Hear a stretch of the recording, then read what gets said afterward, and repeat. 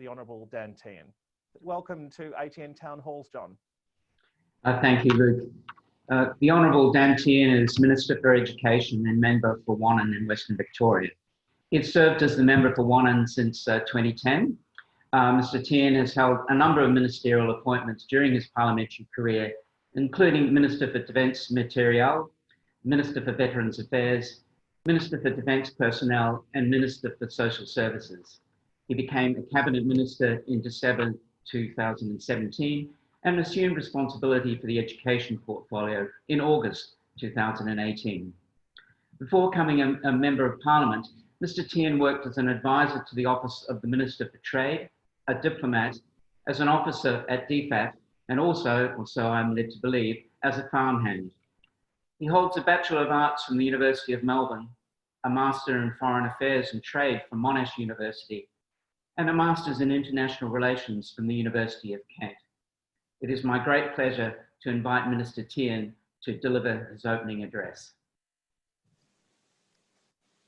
Thanks, John, and thanks for that warm welcome. And I did spend some time as a farmhand, both here in Australia and also in Denmark. I worked there for a year in agriculture, which was quite an interesting experience. Can I just say to you, to Martin Bean, to Attila, to David, to Ian and Alex, just a big thank you for the way that you've worked with me throughout this pandemic, and Luke, to you also.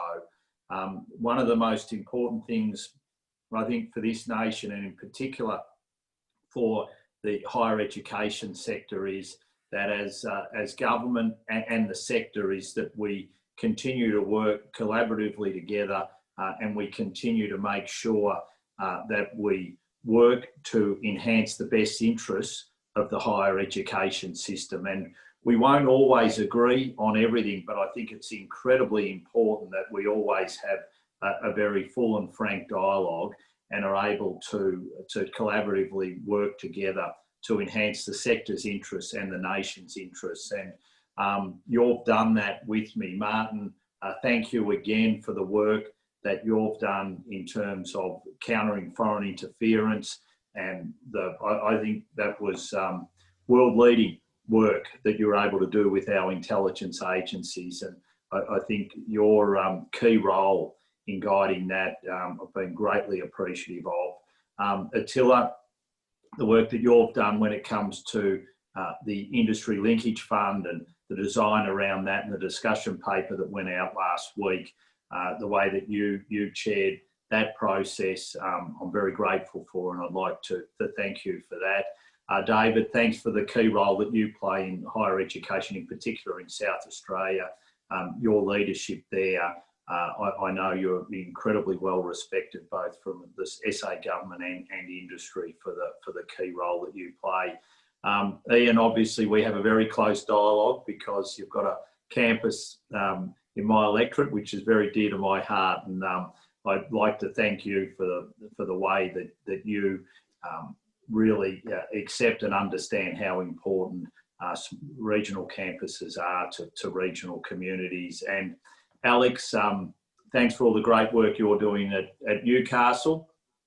Keep up the good work and keep up the dialogue, and thank you for everything that you've done now at University of Newcastle, but also previously in government, where you obviously played a key role.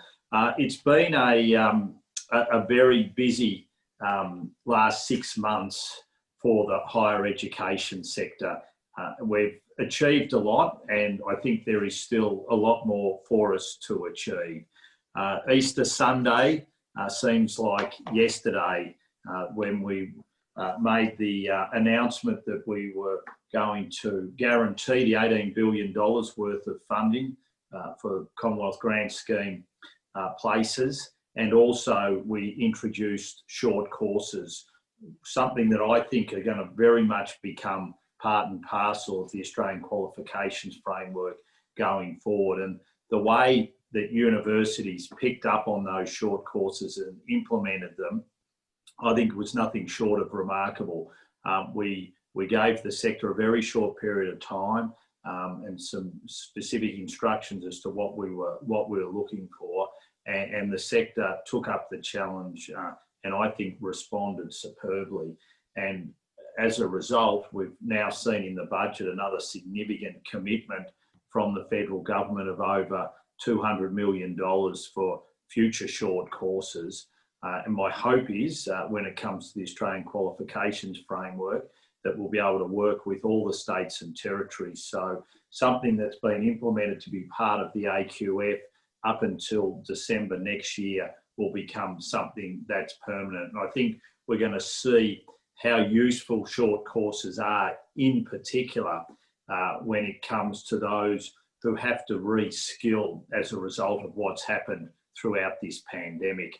And I think this will be one of the absolute keys to their success, because unfortunately, due to the disruption to the employment market that we've seen, there are going to be people looking to re-skill. And I think short courses are going to become a key component of that, especially for more mature age workers who will be looking to really replenish their skills to be able to move on into different careers. We obviously were also on that Easter Sunday able to guarantee and lock in the funding for domestic places for the year. But I think it soon became apparent to us that given the disruption to the employment market from COVID-19, we're also going to have to find a way to put additional places into the sector. And that's what we've been able to do over the last 6 months. Obviously, with our job graduate ready reforms, another 100,000 places will go into the sector over the next decade. But with, once again, the announcement that was made in the budget last week, on top of that, there's $326 million additional for places next year and beyond.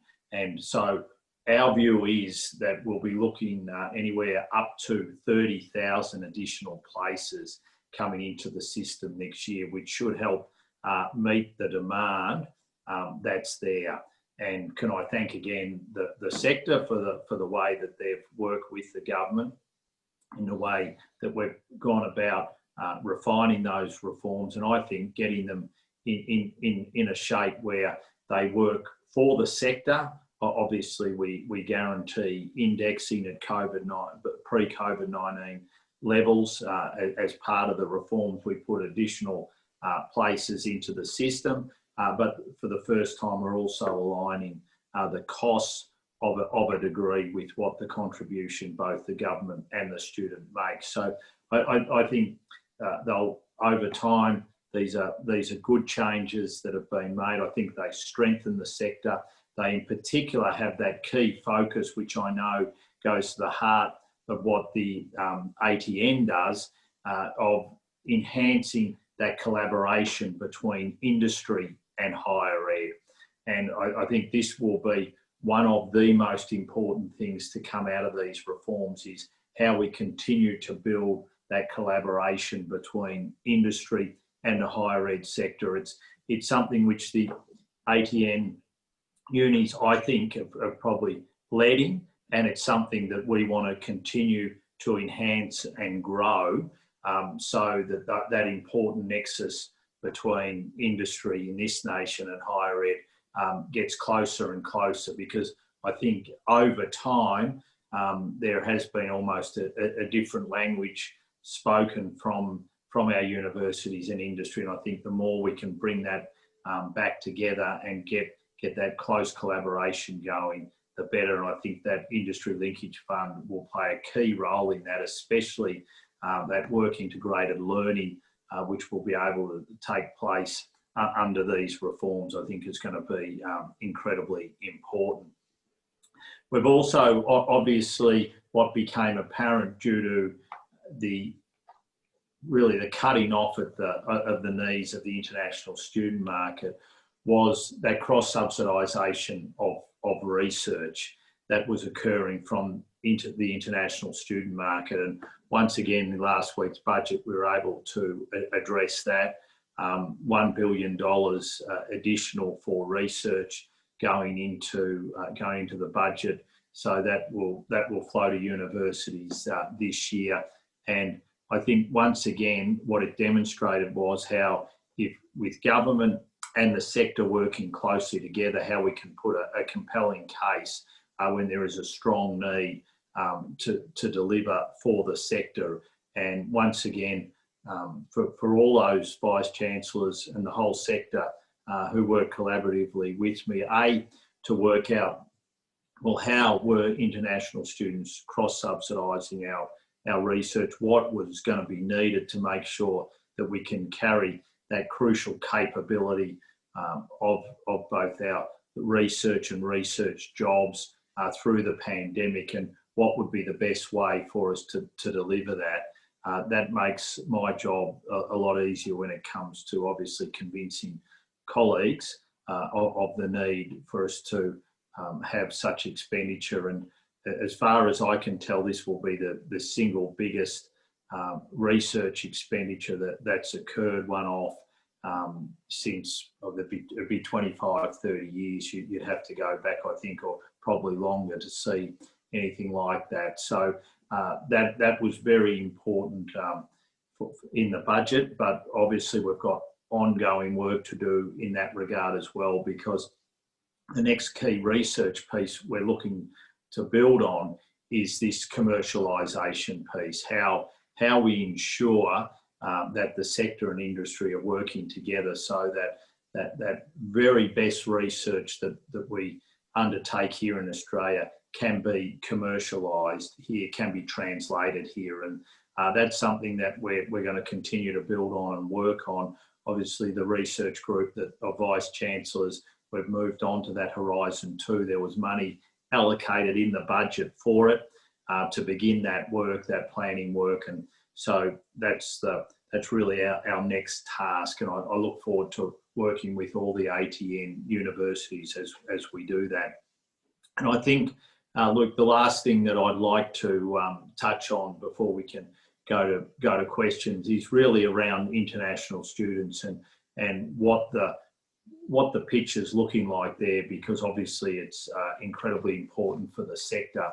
I remain optimistic as to where the international student market is heading in this nation and what next year will look like. Obviously, we've had an important trial with the NT begin.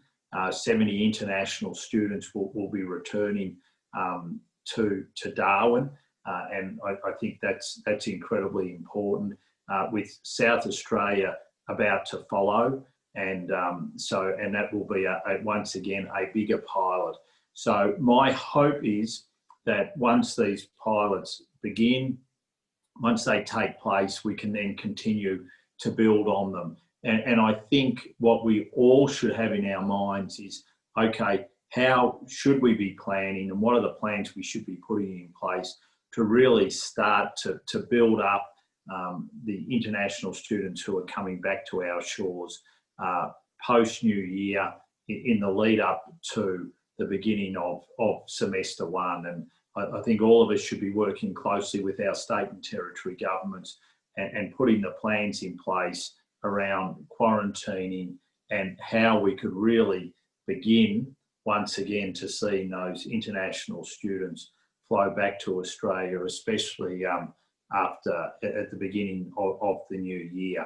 Because I think, given what we're starting to see with the management of COVID-19 here in Australia, we can get the plans in place. I think there is no reason why we can't begin to redevelop that international student market. And I think, given the way that we have handled COVID-19, and when you look at what's occurring around the world, and everything that I'm hearing both from the sector and others engaged in the international student market, the demand is still there for Australia as a destination for international students. And so I think if we can get good, proper, safe and secure plans in place, there is no reason, especially after New Year, why we can't begin to really ramp up the work that we've been doing with international students and build on those pilots, which hopefully, from what we've seen from the NT and South Australia, we'll see others continuing to want, other states and territories continuing to want to build on those. So I'll leave it there. Thanks again for the cooperative and collaborative way that you've worked with me over this, what has been a tough and trying time for the higher education sector, but I think a time where the sector can say we've done our bit, we've contributed to how we dealt with the pandemic, and we stand ready to help our nation come out stronger on the other side. So thanks for the invitation to speak with you today, Luke. Thanks, Minister. Thanks for that overview. I'll start off with a few questions. Congratulations, or should I say congratulations almost, on getting the Job Ready Graduates package through Parliament. I wonder if you could reflect on why you think this package has been successful when others have famously failed over recent years. Look, it's a good question, John. What I've always tried to do in all my ministerial portfolios is to really make sure that I engage to the best of my ability and try and work with various people, whether it be people within the sector, whether it be fellow parliamentarians, and just really try and get a sense of where everyone's interests are, what's needed, what's required, and what is possible. And I think one of the things about politics is it is the art of the possible, and I think that's something that you should always have in the back of your head. All of us would obviously dream about what we see as the ideal, but I think what politics in the end is really the art of the possible. And so obviously for me, you know, in designing this package, part of it is addressing what I think is something that this nation desperately needs, and that is greater attainment in regional, rural, remote and Indigenous communities. I think that's something that for the long-term interests of our nation is absolutely vital. If you look at what's happened in the US and what's happened in part in the UK, I think a lot of it has to do with ensuring that everyone is getting access to levels of education that communities require. And I think too often, if we're not careful, you can get a big cultural divide if you get a big educational divide in a nation. So obviously there's a real passion of mine that were brought to these reforms, and that's why there was that significant focus on regional and rural, and also just making sure that, you know, listening to the sector, one of the things that became very clear from the sector was, you know, wanting to get index growth back into the system, and that I think was very important. But also, you know, obviously when you're dealing with your colleagues, you've got to make sure that in providing index growth that there are reforms there, which means that the sector's doing its bit as well, and obviously aligning those costs of the costs of teaching to the contribution that are being made both from government and the student, I think is an important part of what we've done. So, you know, it's like putting a fairly complex jigsaw piece together, and you're never quite sure whether you're going to get that last piece that's going to drop in there to be able to complete the puzzle. But I think if anything that I could point to, it's really was 12 months of doing a lot of listening and trying to get a sense of where everything was at, and then you know, hopefully what we've done will really stand the sector, Australia, and in particular students in great stead going forward. Thanks, Minister. If we could return to that passion of yours that you described earlier, you've been a great champion of greater participation in higher education for rural and regional students, as you mentioned. And the Job Ready Graduates Bill, of course, goes some way to addressing latent demand in those areas in rural and regional Australia. So I was just wondering if you could indicate to us what further steps you think are required for those populations to achieve parity with metropolitan schools. Yeah. So I think a lot of that goes to the schooling system as well. I think the higher education sector is going to be important in that. Really what it does is set the goal, and then the students can aim to achieve that aspiration. I think the higher education sector is incredibly important in really making sure that students know that aspiration, if that's what they aspire to, they can achieve it.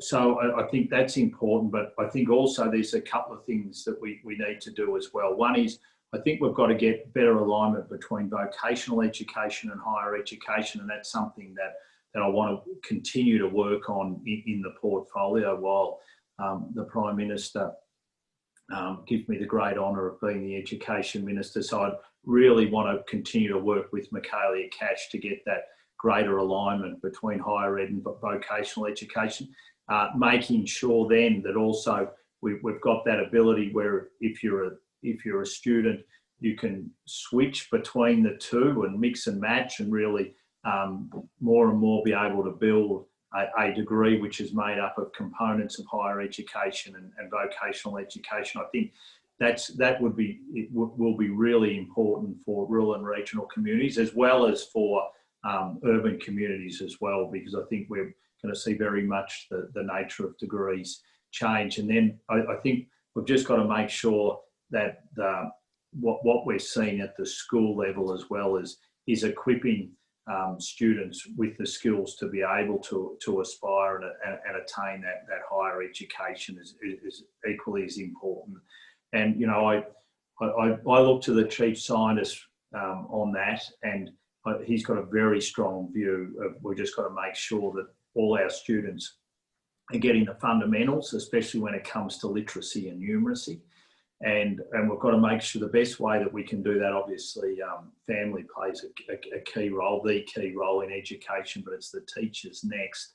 We've got to make sure that we can get very good teachers out into regional, rural and remote communities. And, one of the things that unashamedly the Job Ready Graduates package does is reduce the cost for students to do teaching, because we're already starting to see, sadly, a shortage of teaching supply in some rural and regional areas. And I think making sure that we've got teachers and got first-class teachers that can teach right across our nation is going to become incredibly important. And so it's something that I think will also be a key to making sure that those attainment rates outside of urban areas, can grow and develop over time.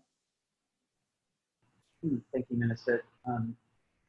You've just referred to some of the incentives that are signalled within the Job Ready Graduates Bill for students to, move into particular areas.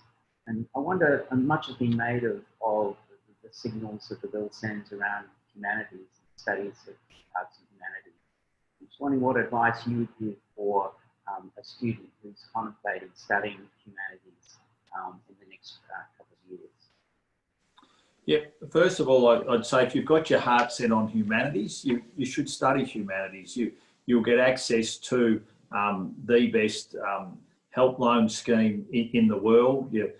Comparatively, your degree will cost you less than something a similar degree in the UK or the US. But I would say think about taking units which will help you ultimately in the employment market once you finish your degree, and that will also make your degree cheaper. We're about to head into the most challenging employment market this nation's seen since the Great Depression. And so for young people in particular, we want to make sure that they've got the skills that they need to get a job when they finish their degree.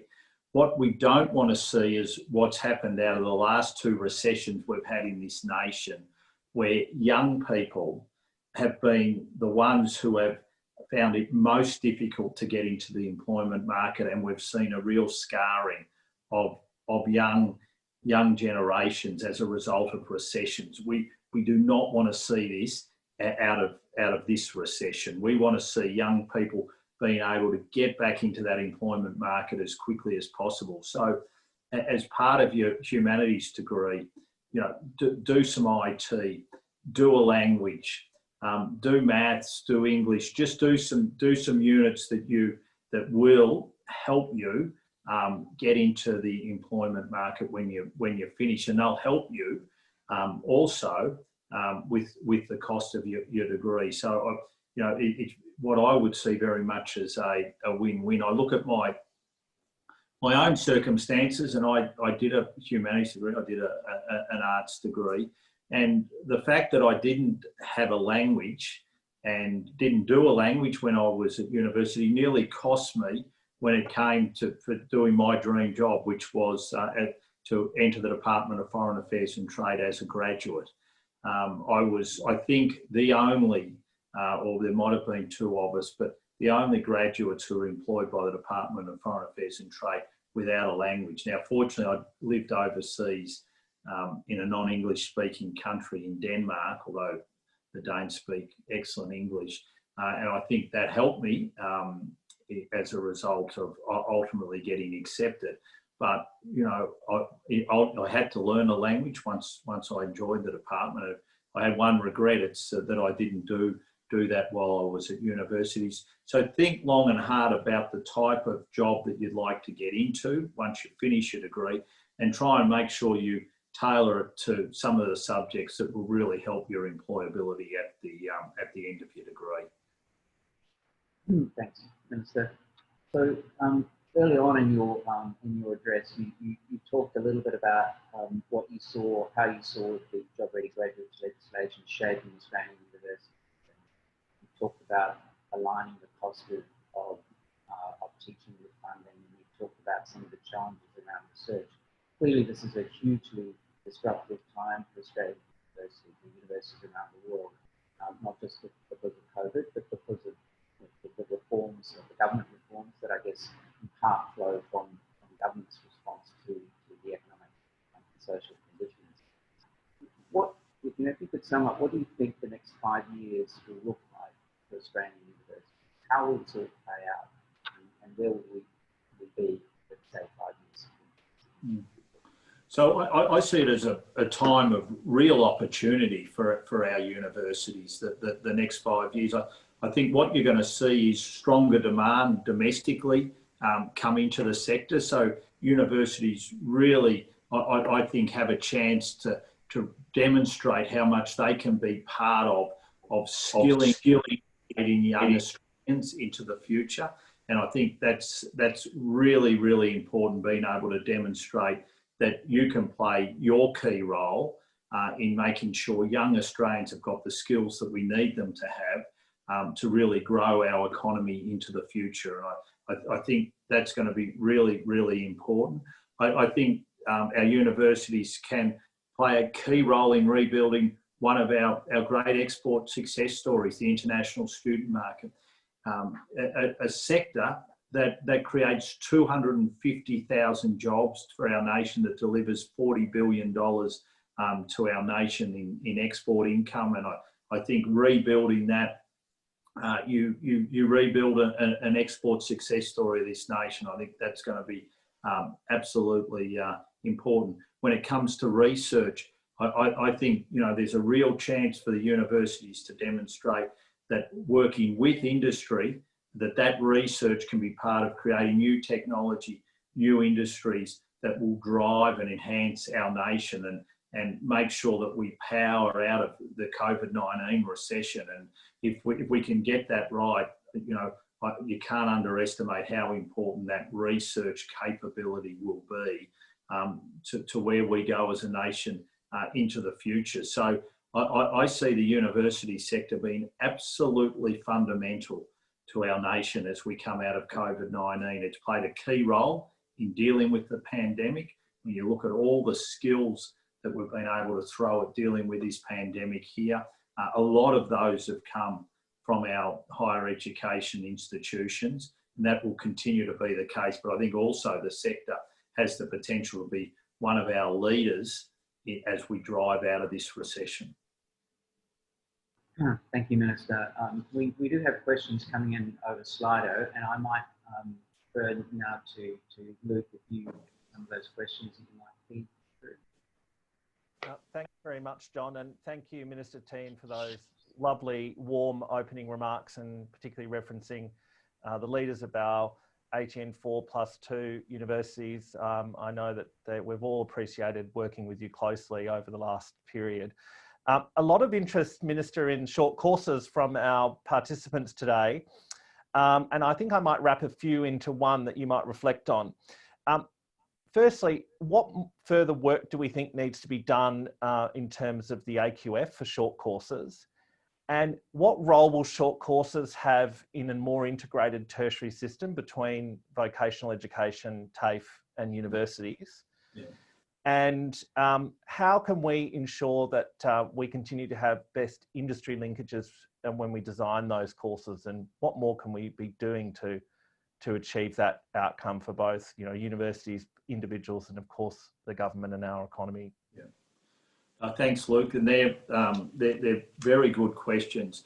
What I would suggest in the first instance when it comes to short courses and making sure that we can embed them into the AQF is what we've got to do is ensure when it comes to state and territory governments that they understand that the short courses in higher ed can complement those that are occurring in vocational education. And I think, and it almost mirrors into the second question there, we've got to ensure that our short courses work for both vocational and for higher education. And I think here it almost goes to that third point, and the key component of that is how we engage with industry, how we engage with business to make sure that that happens. So that's going to be absolutely vital. And I think if we can just put at ease state and territory governments that there is a role for short courses, whether it be in higher education or vocational education. There's a role for students really to be able to mix and match their short courses. And it's one of the ways I think we can further integrate vocational and higher education is through the suite of short courses that can be offered both in higher ed and vocational education. That's the way that we can ensure that we get it embedded into the AQF. From my feedback is there was a little bit of unease as to what this would mean for vocational, what short courses in higher ed would mean in the vocational education space.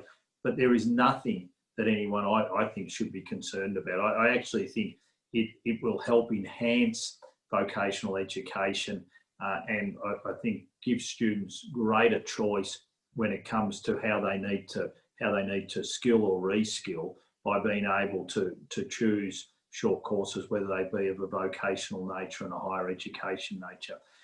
And the way that I think we make sure that they are doing everything that we want them to do is the more and more we can design them and work with industry in putting the short courses together, the better I think we'll become at running short courses and having short courses that deliver.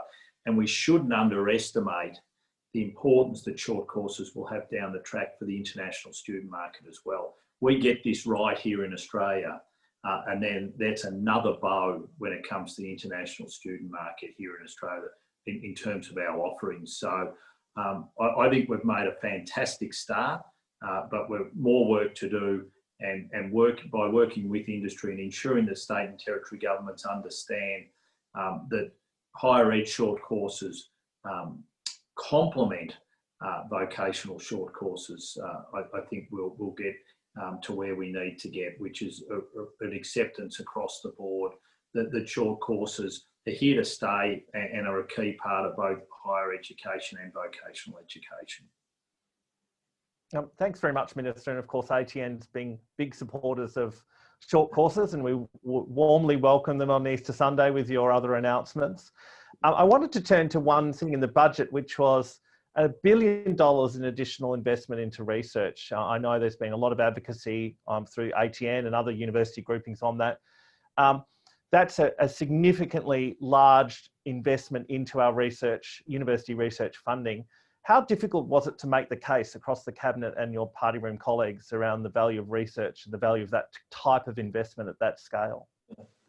Look, getting that sum of money is never easy, and you've got to be able to produce a fairly compelling case.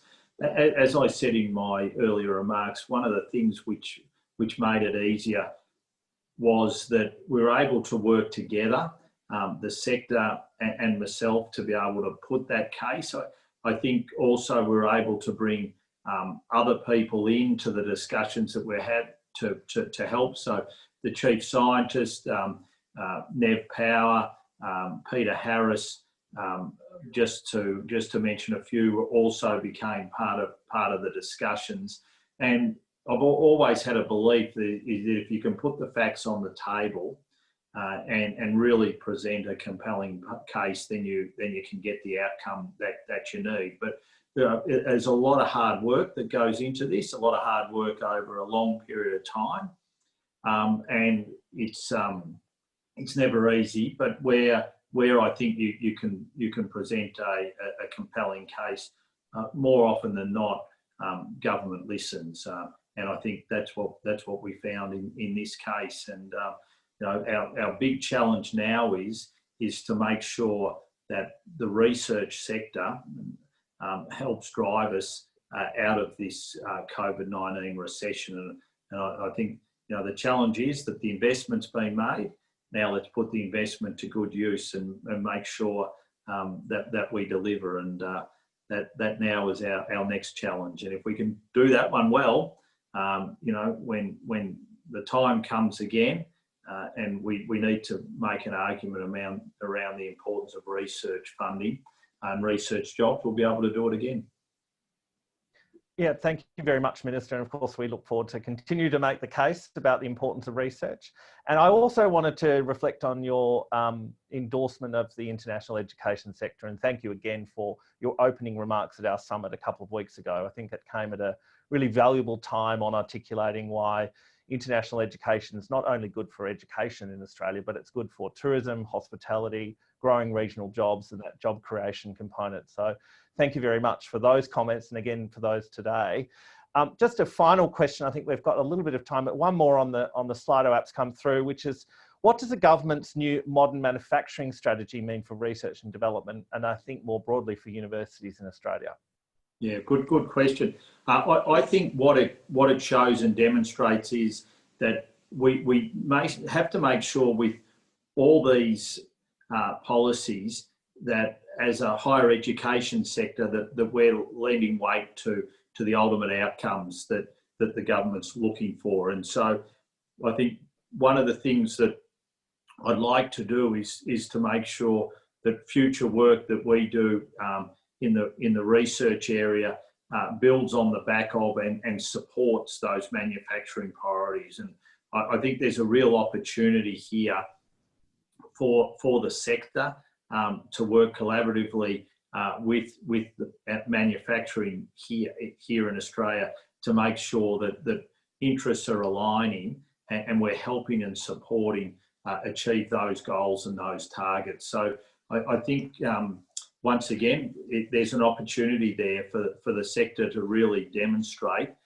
what it can do to help deliver a key priority. And I think what we're seeing globally is more and more governments wanting to allocate money to where comparative strengths are, to where there are real opportunities to grow an economy, but grow in an area where we know that we're doing it on the back of something that we're good at. And I think this presents us with a real opportunity. Obviously, we want to keep that basic research capability, but where the opportunities are then to really drive home that research capability, commercialisation, translation in areas of strength, then we need to be in a position to be able to do so. And I think those manufacturing goals really point to a way that where the sector and industry can work together to really enhance some important goals that the nation's setting. Thanks very much, Minister. That was a really good end to our question and answer, and thank you very much for participating in the opening session. I'll hand over to John Cordery over out west at Curtin to formally thank you, and then we'll rejoin at 1 o'clock with our session on research agency heads. So thank you very much for your time today, Minister, after a very busy week in Parliament, and congratulations again on the budget and the Job Ready Graduates Bill. Thanks, Luke. Thank you, Minister. Thanks for such an open discussion. Thank you for providing such a hopeful perspective in what we're all experiencing is very, very challenging times, and look forward. I'm sure all universities look forward to working collaboratively with you in the future, seeing many of these initiatives bedded down, and looking forward to the vision that you described for 5 years out for Australian universities. Thank you very much again. Thanks, John. Cheers. Thanks, everyone.